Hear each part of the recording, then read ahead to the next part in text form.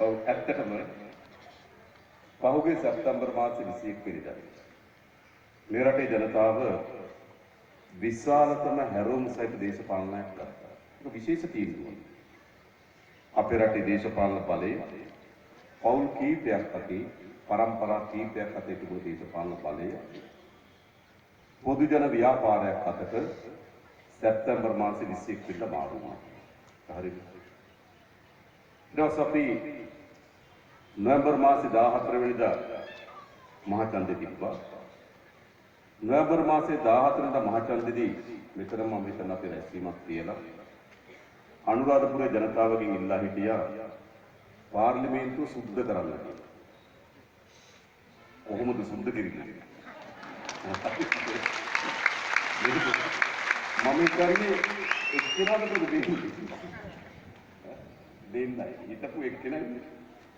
ඔව් හිටපු එක්කෙනයි දෙන්නේ. සුද්ධ කරලා තියනවා අනුරාධපුරේ නේද? සුද්ධ කරා. ඒ කියන්නේ මොකද්ද? මේ රටේ සාතිසි බහුතර ජනතාවක් ජාතික ජන බලවේගයේ අප කෙරෙහි විශ්වාසය තබලා අපිට ඡන්ද දීලා තියෙනවා. ඇයි ඡන්ද දුන්නේ? ඇයි දුන්නේ? ඇයි මහා ඡන්දෙදි ජනාධිපති ඡන්දෙදි මාලිමාවට ඡන්ද දුන්නේ ඇයි?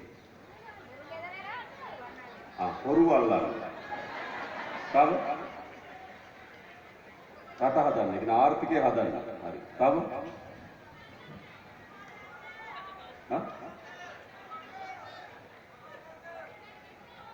හරි ඒකයි කිව්වනේ. තව මොනවද? අපේ රටේ නීතියක් තියෙන රටක් හදන්න ඕනනේ. ඡන්දෙ දුන්න. තව අපේ රටේ අධ්‍යාපනයේ සෞඛ්‍ය ප්‍රවාහන වැනි සේවා දියුණු කරන්න ඡන්දෙ දුන්න.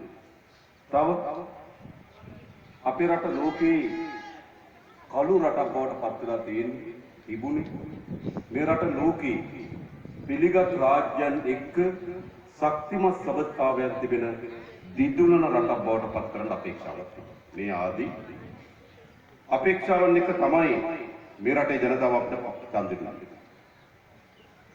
එනිසා අපිට ඡන්දෙ දීපු ජනතාව බලාපොරොත්තු වෙලා ඡන්දෙ දුන්නා. විවිධ අපේක්ෂාවෙන් ඡන්දෙ දුන්නා. මම ඔබට එක සහතිකයක් දෙන්නම්. ඔබගේ බලාපොරොත්තු අපේක්ෂාවන් ජාතික ජන බලවේගයේ මේ වෙලාවේ ඉටු කරමින් ඉන්නවා. අනිවාර්යයෙන් මේවා අවසන් වශයෙන්ම ඉටු කරනවා. ඒ නිසා ජාතික ජන බලවේගයට ඡන්ද දීපු අය සතුටින් බලාපොරොත්තුවෙන් අපේක්ෂාවෙන් විශ්වාසයෙන් ඉන්නවා. පෙරදුන අය අඬනවා. අඬන්න වුණා. ඇයි? ඒගොල්ලෝ දිගු කාලයක් අපේ රට පාලනය කරලා ඒගොල්ලෝ හිතුවා හැමදාමත් මේ පැත්තෙන් මේ පැත්තට මේක පැද්දි මාරු වෙයි කියලා. හැබැයි පළමු වතාවට මේ වෙනස සිද්ධ වුණා. ඒ නිසා ඒගොල්ලන්ගේ ජීවිත කාලේ අපේක්ෂා නොකරන ලද දේශපාලනයක් අද ඒගොල්ලන්ට උරුම වෙලා තියෙනවා. උරුම වෙලා තියෙන මොන වගේද? අද පක්ෂ තියෙනවද? නෑ පක්ෂ නෑ ආයේ. තියෙන පක්ෂ නෑ. අද තවදුරටත් සංවිධානාත්මක නායකත්ව මණ්ඩලයන් ඉන්නවද? නෑ. ඒ නිසා තවදුරටත් ලංකාවේ අනාගතය අපේ ජනතාවගේ අපේක්ෂාව මුළු මනින්ම පොදු බැඳිලා තියෙන්නේ ජාතික ජන බලවේගය අතේ. අපි එක පියවරෙන් පියවර ඉටු කරමු.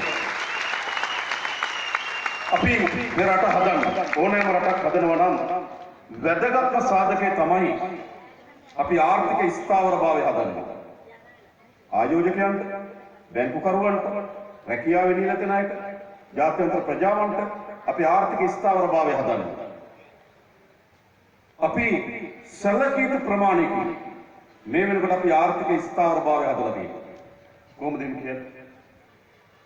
ආර්ථික ස්ථාවරභාවය පෙන්වන සංඥා කිහිපයක් තියෙනවා. එකක් ආර්ථික අස්ථාවර වුණාම නිදිනකොට ඩොලරේ යගේ එකගයක් නැගිටිනකොට තව ආගයක්. මතකද?